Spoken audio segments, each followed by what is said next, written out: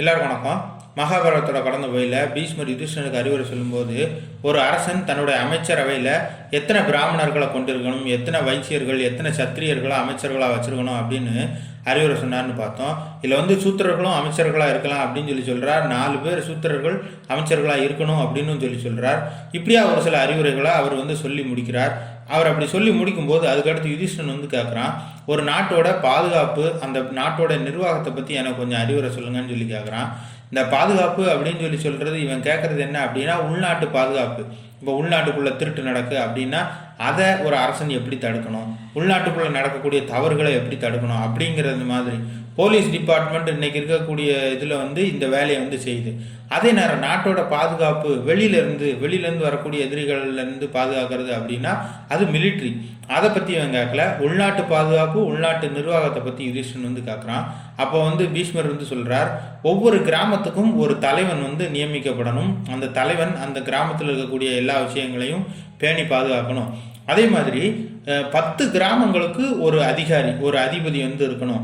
அதுக்கு அடுத்து 20 கிராமங்கள் சேர்ந்து, அதாவது 2 அதிபதிகளை கவனிக்கக்கூடிய ஒருத்தராக ஒரு கண்காணிப்பாளர் இருக்கணும். இந்த அதிபதி, கண்காணிப்பாளர் எல்லாருமே அரசனால தான் நியமிக்கப்படணும்.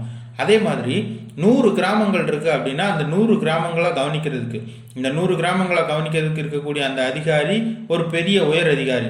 அவர் அது கீழே இருக்கக்கூடிய அந்த கண்காணிப்பாளர்களையும் கேள்வி கேட்கலாம், அந்த அதிபதிகளையும் கேள்வி கேட்கலாம், கிராம தலைவர்களையும் கேள்வி கேட்கலாம். இப்படியா சொல்கிறார். அந்த 100 கிராமத்தில் இருக்கக்கூடிய பொருட்கள், அதில் வரக்கூடிய வருமானம் எல்லாத்தையும் கணக்கு வழக்கு பார்க்குறது அந்த அதிகாரி தான். 100 கிராமங்களுக்கு தலைவராக இருக்கக்கூடிய அதிகாரி. அதுக்கு கீழே தான் கண்காணிப்பாளர், அதிபதி எல்லாரும் வருவாங்க. அதுக்கு பிறகு 1000 கிராமங்களுக்கு சேர்த்து ஒரு உயர் அதிகாரி இருப்பார் அப்படின்னு சொல்கிறார். இதெல்லாம் பார்த்தீங்கன்னா இன்னைக்கு நம்மளுடைய உள்நாட்டு நிர்வாகத்தில் இருக்க மாதிரி தான். ஒரு கிராமம் அப்படின்னா அந்த கிராமத்துக்கு ஒரு பிரசிடென்ட்டு, இல்லை ஒரு வில்லேஜ் அட்மினிஸ்ட்ரேட்டிவ் ஆஃபீஸரு, விஏஓ அந்த மாதிரி இருப்பாங்க. அதே மாதிரி அதுக்கு மேலே நிறையா கிராமங்களை ஒரு பஞ்சாயத்து யூனியனாக பிரிச்சிருப்பாங்க, இல்லை ஒரு தாலுகாவாக பிரிச்சிருப்பாங்க. அதில் ஒரு தாலுகா ஆஃபீஸர் இருப்பாங்க, அதுக்கு டெப்டி தாலுகா ஆஃபீஸர் இருப்பாங்க. அதுக்கு பிறகு அதை தாண்டி போனால் அதில் விட்டு அடுத்து மாவட்ட அளவில் அது கொஞ்சம் ஒரு பெரிய சர்க்கிளாக இருக்கும். இது எல்லாத்தையும் கட்டுப்படுத்துறதுக்கு பார்த்தீங்கன்னா மாவட்ட அளவில் ஒரு கலெக்டர் இருப்பார். அந்த மாதிரி தான் இங்கே 1000 கிராமங்களுக்கு ஒரு அதிகாரி இருப்பார். அந்த அதிகாரி 1000 கிராமங்களுக்கு உள்ளுக்க யாரனாலும் எந்த நேரத்திலனாலும் கேள்வி கேட்க அதிகாரம் படைத்தவர் அப்படின்னு சொல்கிறான். கிராம தலைவன் கிராமத்தில் இருக்கக்கூடிய எல்லா உடைமைகளுக்கும் பொறுப்பு. அதே மாதிரி 10 கிராமங்களுக்கு தலைவனாக இருக்கக்கூடிய அந்த அதிபதி அந்த ஒவ்வொரு கிராமத்தில் இருக்கக்கூடிய தலைவர்கிட்ட இருந்தும் கப்பம் வாங்குவான். 10 கிராமத்துல இருந்தும் ஒரு குறிப்பிட்ட வரி அந்த தலைவனுக்கு போய் சேரும், அந்த அதிபதிக்கு. அதுக்கு அடுத்து 100 கிராமங்களுக்கு தலைவனாக இருக்கவனுக்கு இந்த 10 கிராமத்தில் இருக்கக்கூடிய தலைவர்களும் வரி கட்டுவாங்க. 10 கிராம தலைவர்களும் வரி கட்டுவாங்க. அப்படியே ஒரு பெரிய ட்ரீ ஷேப்பில் கீழேருந்து மேலே வரைக்கும் வரி மேலே இருக்கவங்களுக்கு கட்டுற மாதிரி இருக்கும். 100 கிராமங்கள் இருக்குது. அந்த 100 கிராமங்களை ஒரு குரூப்பாக வைக்கிறோம் அப்படின்னா அந்த 100 கிராமங்களில் ஒரு பெரிய கிராமம் இருக்கணும். அந்த பெரிய கிராமம் 100 கிராமங்களுக்கும் ஒரு முக்கியமான மைய புள்ளியாக இருக்கணும். வர்த்தகம் சார்ந்ததெல்லாம் அங்கே நடக்கணும் அப்படின்னு சொல்கிறார். ஒரு பெரிய கிராமம் இருந்தால் தான் அங்கே நிறையா வருமானம் வரும் அப்படின்னு சொல்கிறார். அதே மாதிரி 1000 கிராமம் இருக்குது அப்படின்னா அதை கட்டுப்படுத்துகிற மாதிரி அதோட மைய பகுதியில் இருக்க மாதிரி ஒரு பெரிய நகரம் அமைக்கப்படணும். அந்த நகரத்தில் தான் அந்த உயர் அதிகாரிகள்லாம் தங்கணும். அவர்கள் அங்கேருந்து அந்த வேலையை பார்க்கணும்.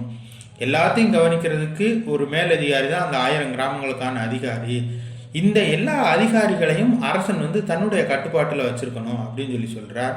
உயர் அதிகாரியாக இருக்கிறவன் அவனுக்கு கீழே இருக்கக்கூடிய எல்லா அதிகாரிகளையும் அவன் கவனிக்கணும். அது கீழே இருக்கக்கூடிய கிராம தலைவர்களையும் கவனிக்கணும். உள்நாட்டில் அந்த பகுதிக்குள்ளே இருக்கக்கூடிய காவல், நிர்வாகம், அது எல்லாத்துக்கும் அவன் தான் பொறுப்பு. ஆனால் வரி இந்த ரேட்டில் தான் இருக்கணும், 10% வரி, 15% வரி அப்படிங்கிற இதை வரியை நிர்ணயம் பண்ணுறது அரசனாக தான் இருக்கணும். நாட்டில் எத்தனை கிராமம் இருந்தாலும் எல்லாத்துக்கும் சேர்த்து ஒரே வரியாக இருக்கணும். அந்த மாதிரி வரி விதிக்கிறது அரசன் தான் விதிக்கணும். அதெல்லாம் பிரித்து கொண்டு வர்றது, அதை கலெக்ட் பண்ணுற வேலை தான் அந்த கீழே இருக்கக்கூடிய கிராம தலைவர்கள் செய்யணும். அரசன் நினச்சாங்கன்னா கூடுதலாக வரி கூட விதிக்கலாம், ஏதாவது ஒரு குறிப்பிட்ட காலகட்டத்தில் தேவைப்படுது அப்படின்னா. ஆனால் என்ன வரி விதித்தாலும் அதை மக்கள் ஏற்றுக்கிடும்படியாக இருக்கணும். மக்களை காயடிக்க மாதிரி வரி விதிக்கக்கூடாது அப்படின்னு சொல்கிறான். அந்த நேரம் இன்னொரு விஷயம் பீஷ்மர் சொல்கிறார், எந்த ஒரு மனுஷனும் அவனுக்கு லாபம் கிடைச்சா மட்டும்தான் ஒரு தொழிலை செய்வான். அதனால ஒரு தொழில் ஒருத்தன் செய்கிறான், ஒரு வியாபாரம் செய்கிறான் அப்படின்னா அந்த வியாபாரத்தில் என்ன லாபம் கிடைக்கும், அந்த வியாபாரத்தில் எவ்வளவு காசு அவனுக்கு மிச்சம் நிற்கும் அப்படிங்கிறதெல்லாம் ஆராய்ச்சி பண்ணி தான் ஒவ்வொரு வியாபாரத்துக்கும் ஒவ்வொரு தொழிலுக்கும் வரி விதிக்கணும். எல்லா தொழிலுக்கும் ஒரே மாதிரியான வரியை நம்ம விதிக்க முடியாது. அந்த மாதிரி நம்ம விதித்தோம் அப்படின்னா ஒரு சில தொழில்கள் முழுசாக முடங்கி போயிடும். அதனால் அந்த தொழில் செய்கிறவனுக்கு மிச்சம் நிற்கணும், அந்த மாதிரியான ஒரு வரி விதிப்பு முறையை தான் நம்ம பின்பற்றணும் ஒரு அரசன் அப்படின்னு சொல்லி பீஷ்மர் அறிவுரை சொல்கிறார். அதுக்கு பிறகு ஒரு அரசன் செல்வம் சேகரிக்க விரும்புகிறான், அவனுக்கு பணம் தேவைப்படுது, கருவூலம் காலியாயிருக்கு அப்படின்னா அதை மக்கள்கிட்ட இருந்து தான் அவன் பெற முடியும். ஏன்னா மக்கள் தான் நாட்டில் இருக்கக்கூடிய சொத்து. இன்னொரு சொத்து என்ன அப்படின்னா வைசியர்கள் நாட்டில் இருக்கக்கூடிய ஒரு பெரிய சொத்து. ஒரு பக்கம் மக்கள், ஒரு பக்கம் வைசியர்கள். இவர்கள் 2 பேர்கிட்ட இருந்தால் ஒரு அரசன் செல்வத்தை பெற முடியும். வைசியர்கள்ட்ட இருந்து வரியாக பெறணும். அதே நேரம் மக்கள்கிட்ட இருந்து எப்படி அப்படின்னா எதிரி வரப்போகிறான், நீங்கள் நாட்டுக்கு டொனேஷன் கொடுங்க அப்படிங்கிற மாதிரி எதிரி சார்ந்த ஒரு அச்சுறுத்தலை காட்டி மக்கள்கிட்ட இருந்து வரி வாங்கலாம். இப்போ கொடி நாள் இந்த மாதிரி இதுக்கெல்லாம் இராணுவ வீரர்களுக்கு காசு போகுதுன்னு சொல்லி காசு வாங்குவாங்க. ஆனால் அதெல்லாம் இப்போ அரசாங்கமோ இல்லை வேற ஒரு சில இடங்கள்லேயோ பிச்சை எடுக்க மாதிரி தான் எடுத்து வாங்கிட்டு இருக்கு. ஏதோ ஒரு குறிப்பிட்ட கட்டத்தில் மட்டும்தான் இது கண்டிப்பாக கட்டி ஆகணும் அப்படின்னு சொல்லி ஒரு மனுஷன்கிட்ட இருந்து வரியை வாங்க முடியும் அரசு. மற்ற நேரத்தில் கொடி நாளுக்கு இராணுவ வீரர் காசு கொடுங்க அப்படின்னு சொல்லி டொனேஷன் மாதிரி தான் கேட்டுக்கிட்டு இருக்கு. ஆனால் நீ அப்படி செய்யாத, மக்கள்கிட்ட நீ நேரடியாகவே பேசு. மக்கள்கிட்ட எதிர்நாட்டுக்காரன் அச்சுறுத்த போகிறான், அதுக்கு நீங்கள் இவ்வளோ காசு கொடுக்கணும் அரசுக்கு அப்படின்னு சொல்லி நீ நேரடியாகவே கேட்டு வாங்கு.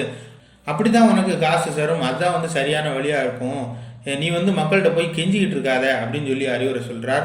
எதிரி நாட்டுக்காரன் தாக்க வரான் அப்படிங்கிற மாதிரி இவர் காசு வாங்கு அப்படின்னு சொல்லி சொல்கிற அறிவுரையை ஹிட்லர் ஏற்கனவே பயன்படுத்தி இருக்கிறார். ஹிட்லர் அவருடைய கொட்டேஷனில் ஒரு இடத்துல சொல்கிறார், எதிரி வந்துட்டான், எதிரி தாக்க போகிறான் அப்படிங்கிற மாதிரியான ஒரு பயத்தை மக்கள்கிட்ட விதைச்சிக்கிட்டே இருக்கணும். அப்படி ஒரு பயம் மக்களுக்குள்ள இருந்துச்சு அப்படின்னா தான் அவர்கள் உனக்கு கீழே அடங்கி நடப்பாங்க அப்படின்னு சொல்லி ஹிட்லர் சொல்கிறான். ஹிட்லர் இதே அறிவுரையை நெகட்டிவாக ஒரு எதிர்மறை கண்ணோட்டத்தில் பார்த்துட்டானா என்னன்னு சொல்லி தெரியல. இவர் சொல்கிறது பார்த்தீங்கன்னா எதிரி வருவான், தாக்க போகிறான் அப்படிங்கிற மாதிரி நீ மக்கள்கிட்ட இருந்து காசு சம்பாதிக்கலாம், காசு வாங்கலாம். ஆனால் இன்னொரு விஷயமும் அதில் உண்மையானது அப்படின்னு சொல்லி சொல்கிறார். என்ன அப்படின்னா ஒருவேளை எதிரி வாரான் அப்படின்னு வச்சுக்கோ, எதிரி வந்துட்டான் அப்படின்னா நீ அரசன் அப்படிங்கிற முறையில் நீ மக்கள்கிட்ட இருந்து காசு வாங்குவ, அவர்களை பாதுகாக்கணும்னு சொல்லி நினைப்ப. அது உனக்கான கடமை. சாஸ்திரம் உனக்கு அதை கட்டாயப்படுத்துது, கட்டாயமான ஒரு கடமையாக சொல்லுது. ஆனால் ஒருவேளை எதிரி உன்னுடைய மக்கள்கிட்ட இருந்து காசை, நீ பிடுங்காத காசை எதிரி பிடுங்கிட்டு போனான், நீ ஒருவேளை வீக்காக இருந்த உன்னை அடிச்சு போட்டு உன் மக்கள்கிட்ட இருந்து காசை அவன் பிடிங்கிட்டு போனான்னா அவன் காசை திருப்பி போனாதெல்லாம் தரமாட்டான். அவன் வலுக்கட்டாயமாக திருடிட்டு போனவன், அவன் திருடேன். அதே நேரம் ஒருவேளை மக்கள் காசு கொடுக்க மாட்டேன் அப்படின்னு சொல்லி சொன்னாங்கன்னா அவன் மக்களை கொலையும் செய்வான், கொன்னும் போடுவான். எப்படி இருந்தாலும் பாதிக்க போகிறது உன் நாடு தான். அதுக்கு பதிலாக நீ மக்களுக்கு இடையில பயத்தை உருவாக்கி மக்கள்கிட்ட இருந்து பறிமுதல் செய்கிற மாதிரி காசை நீ எடுக்கலாம். அது அறம் சார்ந்த செயல் தான், ஒரு தவறு கிடையாது, குற்றச்செயல் கிடையாது. நீ அதனால் மக்களை ஏமாத்துறேன்னு நினைக்காத. இந்த மாதிரி பேசி நீ மக்கள்கிட்ட இருந்து காசை பிடிக்கலாம், காசை வாங்கலாம் அப்படின்னு சொல்லி சொல்கிறார். இந்த மாதிரியாக இவர் அறிவுரை சொல்லிக்கிட்டு இருக்கார். தொடர்ந்து இவர் என்ன அறிவுரை சொல்கிறார் அப்படிங்கிறத அடுத்த பதிவில் பார்க்கலாம். இந்த வீடியோ உங்களுக்கு பிடிச்சிருந்தா லைக் பண்ணுங்கள், ஷேர் பண்ணுங்கள், கமெண்ட் பண்ணுங்கள். இதே மாதிரி வீடியோக்கள் தொடர்ந்து பார்க்கணுன்னா நம்ம சேனலுக்கு சப்ஸ்கிரைப் பண்ணுங்கள். மறக்காமல் பெல் பட்டனையும் ப்ரெஸ் பண்ணுங்கள். நன்றி.